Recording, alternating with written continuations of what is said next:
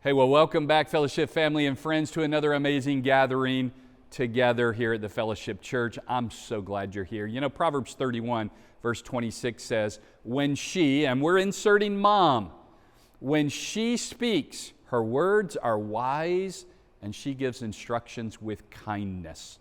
You know, moms just have a way with words, and it allows them to teach and guide with love and patience. Well, as you know, today is National Mother's Day, and to all of those who have given birth this year to your very first child, we are celebrating with you. And for those of you that have lost a child this year, we mourn with you. To those of you that are in the trenches with the little ones every day and you're wearing the badge of food stains to show it, hey, we appreciate you. And to those that have experienced loss, maybe through miscarriage or a failed adoption, or maybe a child has run away, our heart hurts for you. To those who are walking the hard path of infertility, you felt the sting of the pokes and the prods, the tears of disappointment. We walk with you today. Forgive us, by the way, when we say foolish things. We don't mean to make things harder. And to those of you that are foster moms, you're mentoring moms, you're spiritual moms, we need you. To those who have a warm and close relationship with your children, we rejoice with you. To those of you that have disappointment or heartache, or maybe you're distanced from your child, we're sitting with you today. To those of you that have lost your mothers, we grieve with you. To those that have experienced abuse at the hands of your own mother, we acknowledge your pain. And to those who have lived through driving test or medical test or ball games sitting out in the cold, we just want you to know the testing of motherhood is a big deal, and we are better for having you support us through all those experiences. To those of you that maybe have aborted a child, we remember them and we remember you on this day. To those who are step parents, we walk with you on this complex path. To those who have envisioned lavishing love on a grandchild and yet that dream has yet to come true, we're praying for you. And to those that have placed children up for adoption, we commend you for your selflessness, and remember how you hold that child in your heart. Well, let me just give you a kind of a fun, light way from our friends, the Skit Guys, to remember this Mother's Day.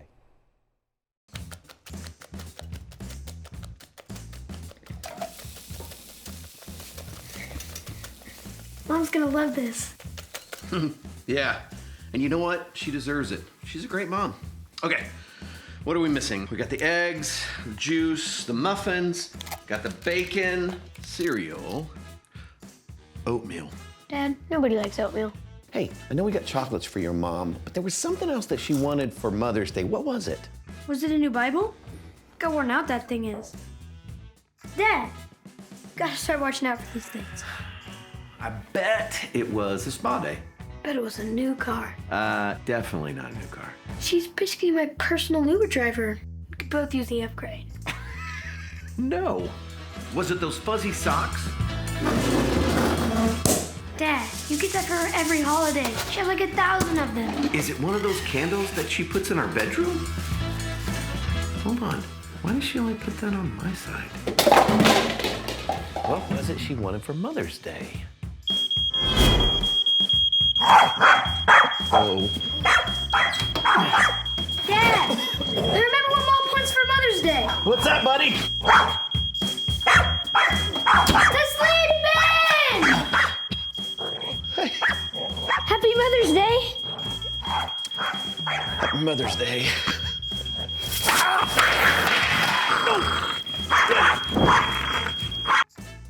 We clearly owe you brunch after church. What you owe me is a nap. Yes, we do.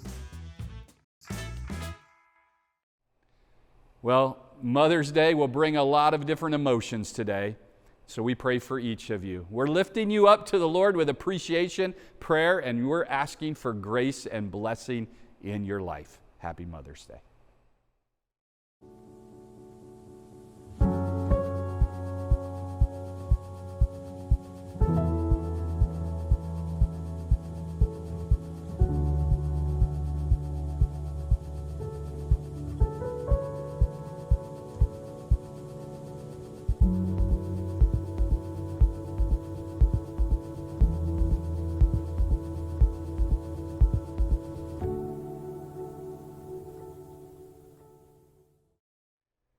Well, I don't know if you've heard about the group of scientists that got together, but they decided, hey, we've really come a long way. We don't need God any longer. So they picked one of the scientists to go to God and say, God, he's going to go tell him we're done with him. And the scientist gets to God and says, listen, God, we have decided, he's got his partners with him. We've decided that we no longer need you. We're to the point that we can clone people and we can do miraculous things. So why don't you just move on? That's kind of how they were treating God, as a scientist might do that's arrogant in his ways. And God listened patiently to the scientist, and he was very kind. And after the scientist was done talking, God said to him, very well, how about this? Let's say we have a man-making contest. And the scientist was like, yeah, okay, no problem, let's do it. And God said, now, here's what I want to do. I want us to go about this just like we did back in the old days when I created Adam. And the scientist said, sure, no problem. And then he bent down and he grabbed himself a handful of dirt to start the process, and God went, whoa, no. Go get your own dirt, sir. Well, I don't know. I hope you enjoy my humor today, because we are talking about a serious topic from Colossians 1, because the Scriptures define Jesus as the Creator. He is not some sub-God. He is not something lesser. He is God. He is deity. He is the creator and supreme ruler over all things. Well, last week I started into this, and I just knew there was way too much for us to talk about. And so what I did was I said, let's break this up into two parts. So we're going to look at the same passage as last week. I'm going to recap the first two items, and then we're going to process the last three. And what we talked about was from Colossians chapter 1, starting in verse 15. So let me read the scriptures for you. He, talking about Jesus, is the image of the invisible God, the firstborn of all creation. For by him, again, Jesus, all things were created in heaven and on earth, visible and invisible, whether thrones or dominions or rulers or authorities. All things were created through him and for him. And he is before all things. And in him all things hold together. Verse 18. And he is the head of the body, the church. He is the beginning, the firstborn from the dead, that in everything he might be preeminent. For in him all the fullness of God was pleased to dwell. So last week when I started in with these verses, I said there's 5 things that Paul is writing to the church that was highly dysfunctional. They're going through a very difficult season. They are living in the age of reason, where they're trying to wrestle down, is it science or the Bible that's the truth for us? Very similar to the 21st century. And Paul gives this unbelievable, hey, let me just show you how amazing and incredible, let's even use it, indescribable God is, because he is the greatest of all time.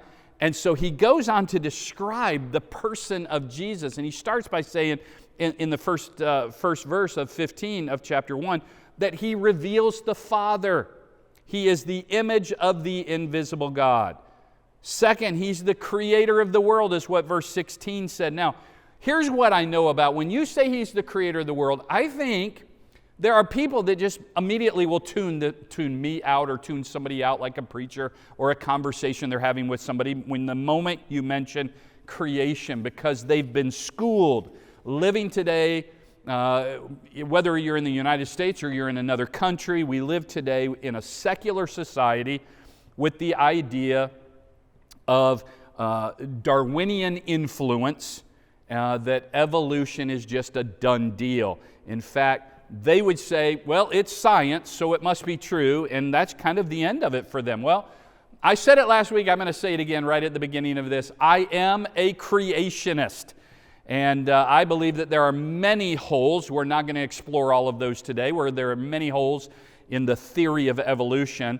And by the way, it is nothing more than a theory, but I am a creationist, and I want to go on record to let you know that. What's more is I do believe that the earth was created by Jesus Christ in a literal 6-day creation. So I just want to throw this out there at you.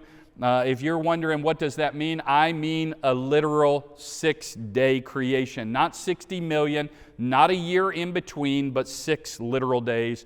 24 hours would identify one day. And I believe that he created this earth with maturity. In fact, I believe that, and I can't prove this is just my theory, I believe that God probably had each day created before breakfast, and he was able to prop his feet up, kind of go, oh, now that was good. Look at this. Just wait till you see tomorrow. I know that's some sarcasm, but I just believe it was that simple for him because he spoke, as the scriptures say, spoke everything into existence. I mean, talk about power. Now, what I've discovered in my limited exposure to this topic, but again, I am very read up on it, that some of the greatest scientific minds, like biologists and biochemists, researchers, they've raised some objections of late regarding evolution. For example, there's a gentleman who is a molecular biologist out of Australia. His name is Michael Denton. Let me quote him. Here's what he said. He said, "Good day, mate." No, he didn't say it that way. He just said, hey, evolutionary, I've got a friend that calls it evolutionary. Evolutionary theory is still, as it was in Darwin's time, a highly speculative hypothesis, entirely without direct factual support, as some of its aggressive advocates would have us to believe. In other words, what Denton is showing is that Charles Darwin himself, as he was establishing his evolutionary theory, he knew that it had gaps in it. He knew that there were problems with it. He knew it had a problem, and the problem was the fossil record. And so Darwin believed that the study of paleontology, which is the study of the history of life according to the fossil record, he knew that he didn't have enough evidence when he proposed what he was proposing. And so he believed that eventually over time that his theory would then be substantially recorded through the additional fossils that would be found, and that it would vindicate his actual proposal. And actually what happened is, as time has passed, it's done just the opposite. It hasn't vindicated him, but actually the evidence has gone against him, which would beg the question, why don't we hear about this? Why aren't people talking about this? Why do so many smart people, let's put that in quotes, believe in it? Well, and I do believe that they are very intelligent. I believe they're very well read. I believe they are serious in their position. But I believe there might be one fundamental reason behind why they really struggle, because if they are doubting evolution, they have a real problem if they come out publicly with their doubts about evolution, or they begin to propose another theory opposed to Darwinism, and it is that it opens them up to the alternative, and the alternative is what? Creation. And if you were to take a position with creation, which us as Christians do that follow Jesus, then that means that there is accountability to a creator. And folks that are distant from God do not want that kind of accountability. And so I really believe that many in the scientific community, and there are some extraordinary Christian scientists that would support the position of creationism, but there are many in the scientific community that just simply are guilty of Romans chapter 1, which is suppressing the truth of God in unrighteousness. So Paul is saying here in this passage, hey, ladies and gentlemen, here's Jesus. Ladies and gentlemen, I present to you the one who reveals God. He is the visible image of the invisible God. And if you want to know what God looks like, and I talked about it last week, you want to know what God looks like, just look at Jesus. He lived here for 3 years. We've got it recorded in the Gospels, Matthew, Mark, Luke, and John, the beginning portion of the book of Acts. And you can look at the way Jesus acted, the way Jesus spoke, the way Jesus handled matters, and you will see Jesus as the Creator and as God. He is deity. Now, let's jump on the third reason why I believe Paul is saying Jesus is the greatest of all time. He identifies him as the leader of the church. Listen, there's not been an institution in the last 2,000 years that has made a profound impact like the church has on culture and society. The church is needed in every community, in every single nation around this globe. The church is huge. And I'm not talking about a building, I'm talking about a people that are committed to Jesus Christ. Verse 18 said, He is the head of the body, the church. He is the beginning, the firstborn from the dead, that in everything He might be preeminent. Now, if I just took a poll right now and said, everybody who all is in favor that Jesus is the head of the church, most would go, me, I put my hand up. He is definitely in charge of the church. I would vote for that. In fact, I can tell you at the fellowship, we talk about it. Jesus is the head of the church here at the fellowship, and He is the head of the Big C Church universally. Now, if He's the head, then we got to understand exactly what does that mean to us. Well, think about it. Think about our human body, what our head represents. Our head represents the ability to control breathing, to be able to control movement, to be able to control thought, to be able to create feelings and to process, to eat. The head is an integral part to our daily lives. Every part of who we are as a human is controlled by the head. So Jesus is the head. He is ultimately in control. He is the beginning, and He is the one who is the originator of the church. So He started the church, and He is the head of the church. In fact, Jesus said, I will build my church, and the gates of hell will not prevail against it. So then it says in this verse that He's also the firstborn from the dead. Now, we talked about this a week ago as well, that it literally means Jesus is supremacy. He is supreme. He is the most important, and specifically it's talking about firstborn from the dead. He's the most important one to ever rise from the dead. You know why He's so important? Why this is such an important issue that He rose from the dead? Because He's the only one that died, resurrected, and gives life. And so His death and resurrection brings salvation to you and I. And all the other people that have been resurrected, like Lazarus, have since died.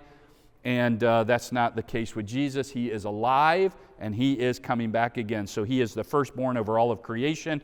He is the firstborn from the dead. So He is the leader of the church. So when we talk about Jesus being the greatest of all time, He is the leader of the church. Number 4, He is the fullness of God. Verse 19 said, for in Him all the fullness of God was pleased to dwell. Now this is like icing on the cake in this passage. And the icing on the cake is simply this, that He Himself is what God is defining as everything about what you see in Jesus, my fullness is all in Him. He houses the complete fullness of my glory. My Son has complete preeminence. He is supreme. All of my fullness dwells in Him. So He is the invisible image of me, and all of me dwells in Him. Then lastly, and I want to spend a little bit of time here, the fifth thing that I believe Paul is trying to communicate to us on why Jesus is the greatest of all time is He is the sustainer of the universe. If you look back to verse 17, it says, and He is before all things, and in Him all things hold together. So let's take this in two parts here. First of all, He's before all things. That literally means He is eternal. That means He pre-existed. So if you go back, you can go back as far as you want. You can go back, like I believe, 6,000 years ago to creation. Jesus was there. If you are of the mindset that it's millions of years ago, I guarantee you put your peg down wherever you want, go back in time. Jesus was there because He is eternal. He is pre-existent of you and I and the dating of how we view life. And so I just want you to know Jesus is going to be there no matter how far back you go because He has always been there. He is eternal. In fact, I might even say it this way. Jesus is the only person who ever lived before he was born. Think about that one. That'll blow your mind. Jesus was the only person who ever lived before he was born. So Jesus began it all. He started all. The universe had a beginning, and the universe will have an end, and it's all at the hands of Jesus. Now, let me get to the heart of this verse that I wanted to chat about. In him, all things hold together. So think of how big our universe is. Think of the Milky Way galaxy and how extraordinary it is. It is massive. And Jesus is perfectly choreographing everything about it. He's holding it all together.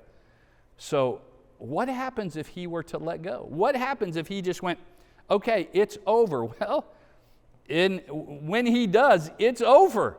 It is lights out, friend. In fact, 2 Peter chapter 3, listen to what Peter said. But the day of the Lord will come as unexpectedly as a thief. Nobody expects a thief to come into their home or into their business and steal something. It says that Jesus is going to come back unexpectedly like a thief would. Then the heavens will pass away with a terrible noise, and the very elements themselves, they're going to disappear with fire. And the earth and everything on it will be found to deserve judgment. And John said in the book of Revelation, I saw a new heaven and I saw a new earth. The first heaven and the first earth, they passed away. So Jesus Christ holds it all, and there will be a day he will release it, and that will be the end, friend. And he will establish a new heaven and a new earth. Now, there's a lot that I would love to say here. I'm going to encourage you with a website. It's called Answers in Genesis. There's a lot of great information. I would fully trust them to give you additional information on this particular topic of creation. It would be excellent. We just don't have the kind of time here to explore it. But I also want, several years ago, I was a youth pastor up in New York, and we had a tour come through. It was a guy named Louis Giglio and Matt Redman and Chris Tomlin. They were doing this tour called Indescribable. And so we had them come into our church, and I set everything up. We sold tickets. People came to Indescribable. I want to show you a video clip from this tour. Now, this wasn't the filming from my church where I was at. This was actually them at Passion. It's called the Passion Movement or the Passion Conference.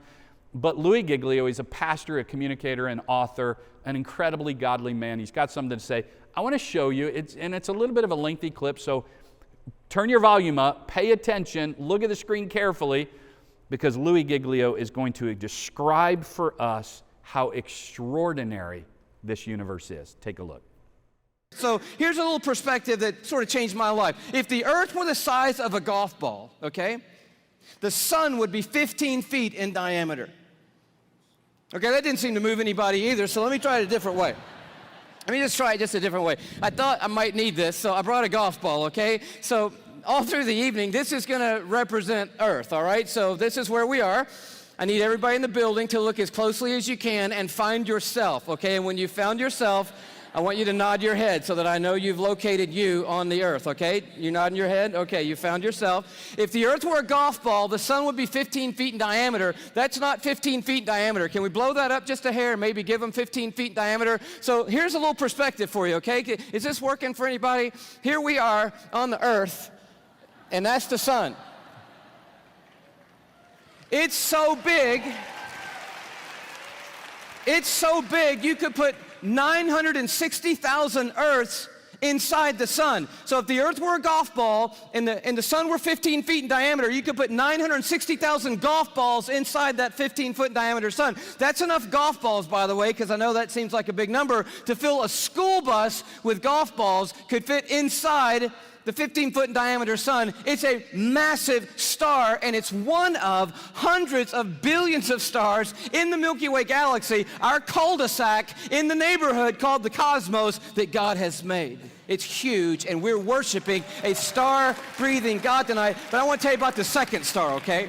Because the second star absolutely wrecked my life. I heard about it when I was a high school student here in Atlanta. One of our youth leaders did a talk, and he mentioned this star. I didn't know how to talk to God for about 2 months after I heard about this star. It's called Betelgeuse or Betelgeuse. You can pick your pronunciation. I'm obviously going with Betelgeuse, and Betelgeuse is incredible. Here it is in the night sky. I know it doesn't look incredibly ferocious, but it's 427 light years away. So that's 427 times 5.88 trillion miles away from us right now. Draw it in a little closer with the Hubble Space Telescope, and you can start to get a little bit of the feeling of its intensity. But this is the crazy thing about Betelgeuse. Are you ready for this? Betelgeuse is twice the size. Are you ready? You think I'm going to say twice the size of the sun? Oh no, it's twice the size of the Earth's orbit around the sun, Betelgeuse is. It's crazy. If the Earth were a golf ball, Betelgeuse would be the height of 6 Empire State Buildings on top of each other. Now, come on, have you seen the Empire State Building? I mean, maybe what you're going to need to do is gather the family, get a golf ball, get some plane tickets, and fly up to New York. And you're going to go into Midtown, you're going to take your golf ball and put it on the sidewalk outside the Empire State Building. Don't worry about people thinking you're crazy. They're not even going to notice you in New York. You're going to go across the street. You're going to look up at the Empire State Building and imagine 5 more Empire State Buildings on top of the Empire State Building. That's Betelgeuse, and that's the Earth, and somewhere you're on it.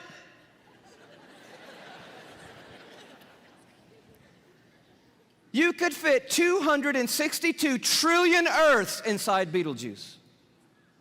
So if the Earth were a golf ball, that would be enough golf balls to fill up the Superdome with golf balls.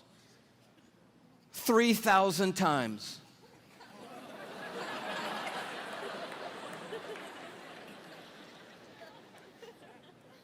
When I heard that as a teenager, that stumped me right there. Because most of my praying had been advising God, correcting God, suggesting things to God, drawing diagrams for God, reviewing things with God, counseling God. The third star, can you go a little bit bigger with me? The third star is called Musifi.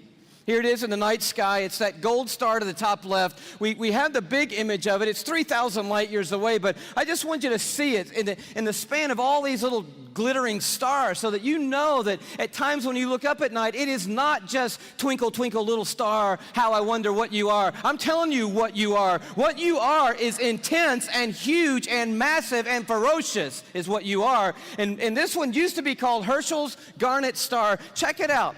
If the Earth were a golf ball,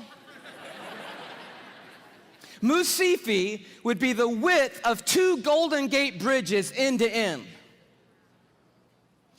Apparently, you're going to need to go from New York to the West Coast. Go to San Francisco with your family and your golf ball. Place your golf ball at the beginning of the Golden Gate Bridge. Go across the bay into Oakland to a high place where you can see the entire Golden Gate Bridge. Another second Golden Gate Bridge will be in your imagination. Span all the way back the 2 Golden Gate Bridges to the very beginning and find your golf ball over there. That's the Earth, and somewhere you're on it. One of the stars in the Milky Way galaxy. It's so big you could fit 2.7 quadrillion Earths inside this one star. Thank you so much. Where have you been all night? Now, quadrillion we have not talked about, and I need to explain this just briefly because I don't know about you, but I do not understand the national debt or any numbers bigger than about $875.28. I get that number. Go bigger than that, I don't know. But you need to understand a quadrillion, okay? Because this star is crazy big. A quadrillion, let's do it this way. Everybody knows a million, right? How many of you know what a million is? You can kind of get your head around a million. Everybody? All right. You know that a billion is 1,000 million, and a trillion is 1,000 billion, and a quadrillion is 1,000 trillion, right? Everybody knew that? Here's the perspective. This changed my life, right? A million seconds ago, 12 days ago. Isn't that cool? See, that saves you doing that on your little calculator at home, which I dare you to try to do when you get home tonight. But a billion seconds ago? You're thinking, oh my goodness, if it's 12 days ago, I'm going all the way back to like September with you, Louis. This must be crazy, right? How about May 1975 is a billion seconds ago? You're like, whoa, that's a little bit bigger than a million. Oh yeah. A trillion seconds ago, you're like, I'm on the 1800s. No. Christopher Columbus? No. 29,700 BC is a trillion seconds ago. A quadrillion seconds ago, 30,800,000 years ago is a quadrillion seconds ago. We're talking about a really large number, and Musifi is so big, you could put 2.7 quadrillion Earths inside this one star. But it is not even the biggest star we have found. I love science, and science has just brought us the largest star they found. It's called, are you ready for this? Canis Majoris. Now, I'm no linguist, but that's a cool name for the biggest star we've found so far. I think that means the big dog star, and that's exactly what it is. I bring it to you as a little bitty purple, glow just to the right of center there. But Canis Majoris, oh wow. If the Earth were a golf ball, Canis Majoris would be the height of Mount Everest.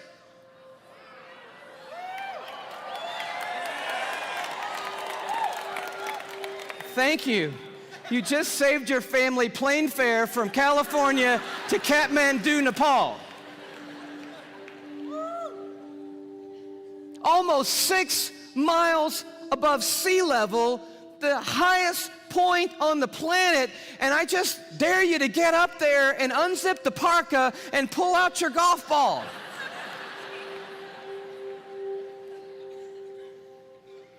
You could fit 7 quadrillion Earths inside Canis Majoris.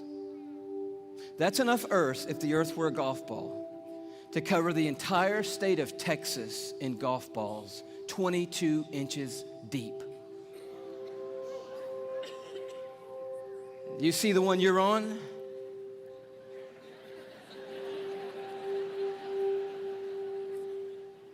Maybe this will help a little bit more. This absolutely blew my mind. Just a little journey through our solar system. Everyone knows our planets and sort of how we fit in to the story here. You see really quickly that we're not even the biggest deal in our own solar system, but as Earth comes by, you have to know tonight that we are living on a privileged planet. Anyone would tell you we're living at one of the most special places, if not the most special place in all of creation. But Neptune comes by and Saturn and then Jupiter, and you're like, okay, we're not all that big, even in our own little cul-de-sac.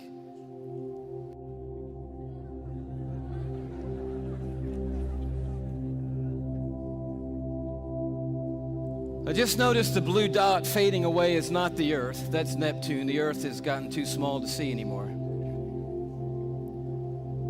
Sirius comes by.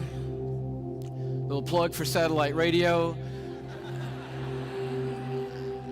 Not the biggest star, but the brightest star that we have found so far. Pollux, which we didn't mention. Arcturus. Such a beautifully named one, Regal. But then the one that messed me up.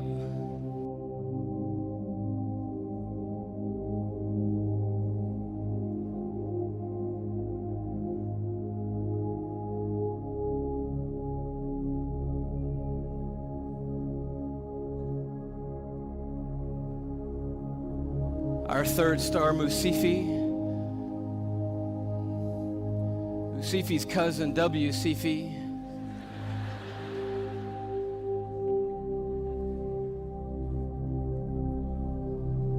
And Canis Majoris.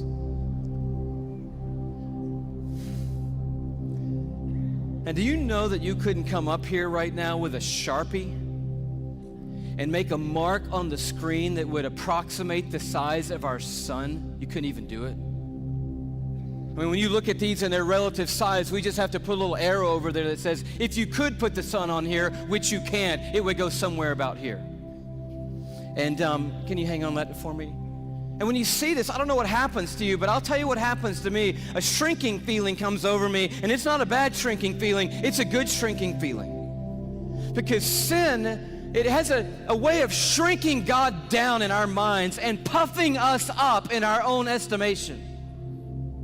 But just a glance into the universe that God has made resizes everything in a heartbeat. And you realize tonight we are worshiping an unrivaled, uncontested God of all kind of might and power and glory and awe, there's none like him anywhere in all of creation tonight. Friend, Jesus created all of that. How unbelievable and amazing. And by the way, if you want, you can YouTube the entire sermon. It's about 45 minutes long. You can watch Louis preach the entire sermon. I just gave you a snapshot of it, but it's extraordinary, isn't it? Jesus is the greatest of all time. And one day, every human being will bow and every human being will confess. They will all of us will acknowledge of all time, Jesus as Lord. That day is coming, friend. Why not settle it now? So let's make some application before we leave here today. And the application is going to be this. Who is Jesus to you? Based on Colossians chapter 1, verses 15 through 19, who is Jesus to you? Here's the 5 things we've said just from this passage. Jesus is the visible image of who God is. He is God. He is deity. He reveals the Father. But he's also the creator of this world. And we're not just talking about the little blue marble. We're talking about this universe. He spoke it into existence. How amazing is that? What an amazing, big, awesome God. He's the leader of the church. He is over the church on the entire planet. So Big C Church, those who believe in the death, burial, resurrection, virgin birth of Jesus, lived a sinless life. He is the head of the church. He is the fullness of God. He is the embodiment of everything. In him dwells God. He is God. And he is the sustainer of the universe. Literally, he's holding it all together. And that should encourage you that he cares about you. He loves you. He knows you. That's how extraordinary Jesus is. As big as this universe is, and we just saw, it's amazing. And again, I encourage you to go watch the entire video. It'll blow your mind. But he cares about you, and he loves you, and he desires to be in relationship with you. So friend, if you don't know the amazing, greatest of all time Jesus, I pray right now, would you bow and humble your heart right now and just say, God, forgive me. You are awesome. Jesus, thank you. Thank you for living a sinless life and dying on a cross, taking my sin on you. I believe it. By faith, I believe you did that for me. And today I give you my life. I repent of sin, and I invite you to my life. Today, I'm calling on you, Jesus, save me. I believe by faith you died, you were buried, and you rose again. And today I want to be part of your family. I can tell you, man, welcome to the family of God. If that's you, reach out to us. Let us know. We'd love to encourage you. You can be baptized at our church, or if you live in a different city, a different state, a different country, let's connect you to a great Bible teaching church where you can go public with that. Well, how awesome is this passage? We are serving the King of Kings, the greatest of all time, Jesus Christ. What an awesome thought. Have a great day. It's been awesome to have you here at our online gathering today. I love worshiping with you. Although I may not be able to see you face to face, I know you're there, and I'm grateful for you. I just want to say to you, I pray if you're a mom, and I already alluded to it earlier, hey, happy Mother's Day. And if you've got a mom, which all of us do, and if your mom is still alive, let her know. Reach out, a text, a phone call, a hug if she's in person, and let her know happy Mother's Day. And I just want to say to all of you, thanks for being a part of the gathering today. Colossians 1, 15 through 19. What a remarkable passage. Jesus is a big deal. He is the greatest of all time. Thanks for being here, and we want to encourage you from our fellowship family to you, go win your day.